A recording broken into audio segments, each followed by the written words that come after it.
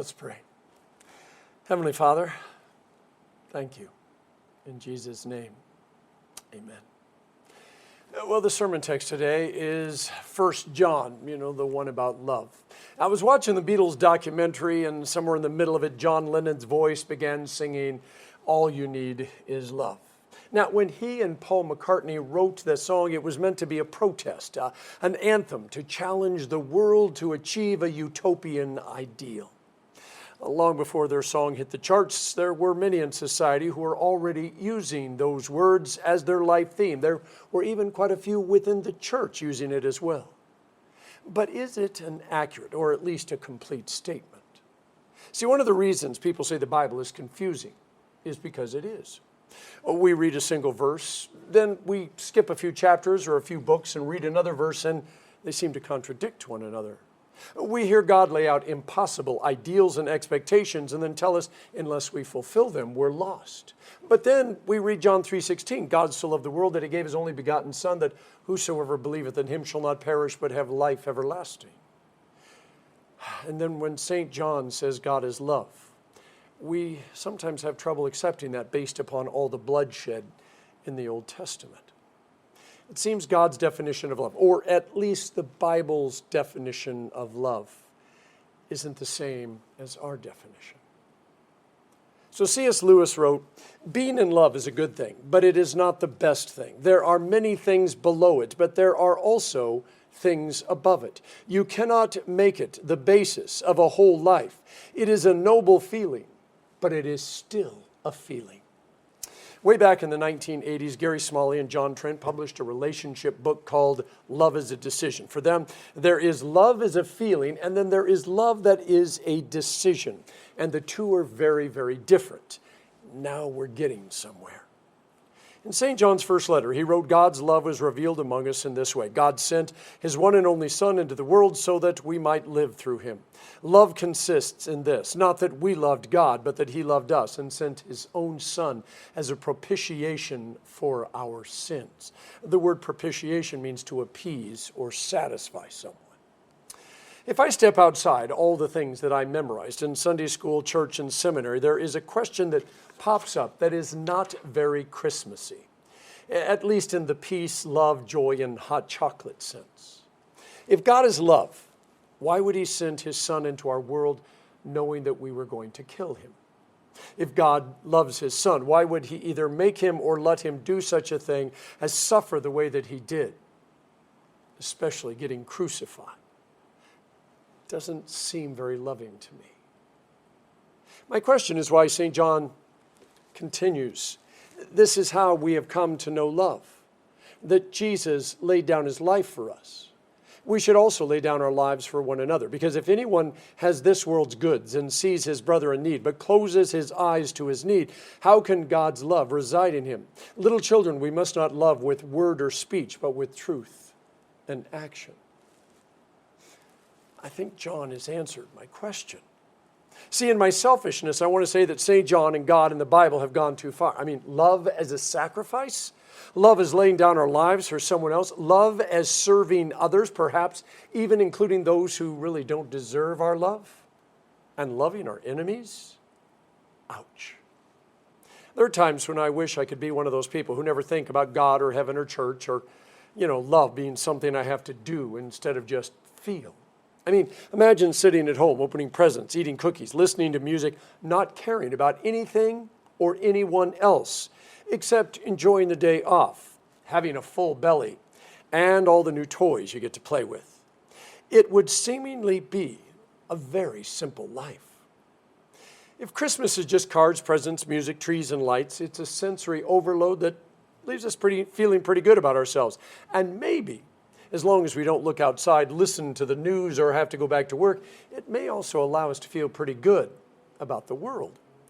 But us feeling good about ourselves or the world doesn't tend to actually change the world, and it definitely won't save it. And Christmas, the real Christmas, not the thing that we've made it into, but the whole God so loved Christmas, that really is all about saving the world.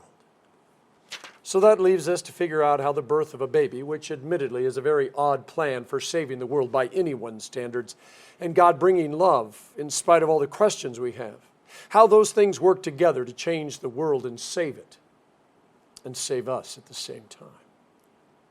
So we arrive at the manger in time to see the newly birthed baby laying in the feeding trough, swaddling in clothes. His parents are exhausted by their travel to Bethlehem, which became even more overwhelming when the contractions made it very obvious that the time was right there and there were no rooms in the inn, which is why they wound up in a stable just in time for the baby Jesus to pop out. The little baby Jesus alternates between crying, eating, pooping, and sleeping, while Mary and Joseph just sleepily look on at him. Their lives just change dramatically, as it does for all new parents. But because their baby also happens to be the Son of God and the Savior of the world, it's even more dramatic and complicated. And yet at that particular moment, it is no different than it would be for any new parents, except, of course, their baby happens to be laying in a feeding trough surrounded by cows, chickens, and donkeys. When I talk to people who don't believe in Jesus, which is actually a very inaccurate statement, because most of them actually believe that there was a Jesus. They just don't believe that he was God's son who came to save them. But even they have to admit that Jesus' birth, whether or not he's God, actually changed the whole world. See, whether they think the change was good or bad is rarely about Jesus himself. Most of the time it's about his followers and the churches that bear his name. We do tend to alternate between holiness and evil, bringing healing and then pain, creating life-changing programs, but also things that are unbelievably life-shattering failures. And since all of this is done in the name of Jesus, it's no wonder people question whether Jesus getting born was a good thing or a bad thing. Someone once asked me if you could be a good Christian without reading the whole Bible. I started to say, well, you really can't be a good Christian, but actually that term, well, it's just too loaded. I finally settled on you can't be the Christian you were created to be without reading the whole Bible. You see, it is the inconsistencies, the juxtapositions, the seeming contradictions that drive us deeper into the Word. But only if we believe that God is God and that he is love and he wants the best for us. You see, if that is the foundation of everything we believe, then we know that there is a truth about Jesus and about us and about God that makes sense. We just have to find it. Now, and the way you find it, of course, is being drawn closer into the heart of God.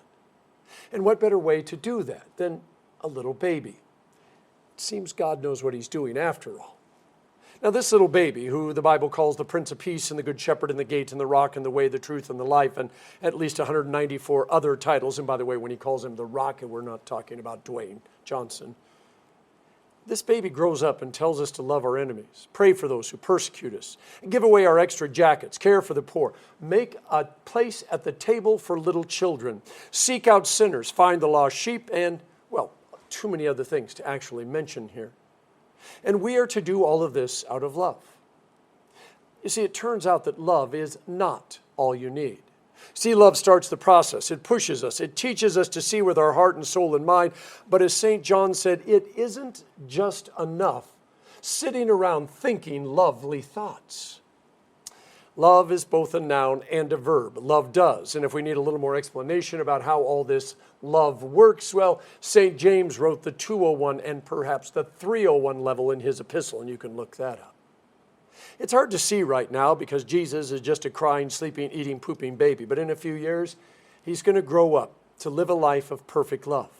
He expands the circle of those who are allowed to worship God because the church had gotten pretty particular and persnickety about, well, some of those sinners who actually think that they belong next to other people in church. And he eats meals with unlovable sinners. He has public conversations with women that nobody wants to talk to because we all know what kind of women they are. He allows a Pharisee to have a secret midnight conversation with him about baptism. He heals the blind and the sick and the deaf and the lost, and he lets little children interrupt his teaching. See, it turns out God is not exactly what we tend to think he is. Oh, he may be who we think he is, but not always what we think he is. You see, this Prince of Peace the angels sing about is vulnerable and open and approachable. I mean, think about that. This is a God that you can talk to, a God who shows up for you, a God who understands you. See, 33 years later, when Jesus rides into Jerusalem, not on a big white horse like all the conquering generals did, but a donkey. It wasn't a publicity stunt, just like getting born in a stable. Wasn't something that, well, they were trying to go viral with on social media. No, the whole Philippians 2 verse about Jesus being open and humble, it makes total sense. God came to earth not in his fire and brimstone outfit with a lightning bolt in his hand, but as a baby. And who doesn't love a baby except when they have a blowout, they need to be changed. See, God meets us in our vulnerability, our fragile bodies, our fickle feelings by becoming just like us, except without all the sinful stuff that made him come down and be our Savior in the first place. This baby's body grows up to be a Rabbi Jesus who doesn't just tell us what to do, but actually goes out and lives it. He declares how much God loves us and the lengths God will go to save us. And he does it by the way that he lives and dies. But even though he is God and his sermons are amazing, we just don't have it in us to completely and totally be what we should be, no matter how many times he tells us. Why is it so difficult to love? Why isn't it that all we need is love? Wouldn't it be great if John Lennon and Paul McCartney could write a song and all of us could just suddenly love one another?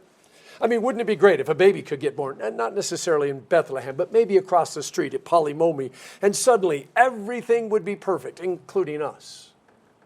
See, the problem is I can love you when you are lovable. And by the way, lovable is defined as whenever you do everything that I expect you to do. It's the rest of the time I struggle. And being angry, feeling superior, putting you down, putting me down, it comes way too naturally. See, it doesn't take a genius to figure out that I'm broken, which is why, in John's words, we love because God first loved us becomes so important. God loved us while we were broken. In fact, he loved us so much he decided to save us even before we got born. In fact, he decided to save us even before he created the world. See, God loves us for who he created us to be, not what we've made ourselves into. And he wants to give us every possible chance to become who he knows that we can be. And he starts this whole process by sending his son to get born in a stable in a tiny town called Bethlehem. In his book, The Four Loves, C.S. Lewis wrote, "To love at all is to be vulnerable. Love anything and your heart will be wrung and possibly broken. If you want to make sure of keeping it intact, you must give it to no one, not even an animal. Wrap it carefully round with hobbies and little luxuries. Avoid all entanglements. Lock it up safe in the casket or coffin of your selfishness. But in that casket, safe, dark, motionless, airless, it will still change. Oh, it will not be broken. It will become unbreakable, impenetrable, irredeemable. You see, to love, truly love, is to be vulnerable. God made himself vulnerable to save us. This is the Christmas story we get to tell each other over and over again. This is the Christmas story that we get to live out, even after Christmas is long gone.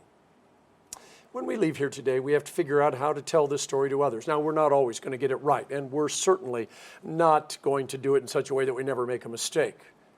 I think this is one of the reasons we love kids' Christmas programs so much. They're honest and open, and kids say things that make perfect sense to them, but not to us. And when they mess things up, there's usually a pretty good reason. See, when Jesus says, if you do not become like a little child, you're never going to inherit the kingdom of heaven, he's not being mean. He's just being honest. You see, we need a fresh heart and mind and soul. We need to get rid of all the hard-hearted, inflexible things we've made this season about and see things through God's eyes, which, as it turns out, by the way, are the same eyes as a little child sees things through. The good news of the Christmas baby is we are loved. Christmas points out that God will keep trying to get our attention and that he's not above doing something so crazy, so outlandish, that it can only be believed by faith.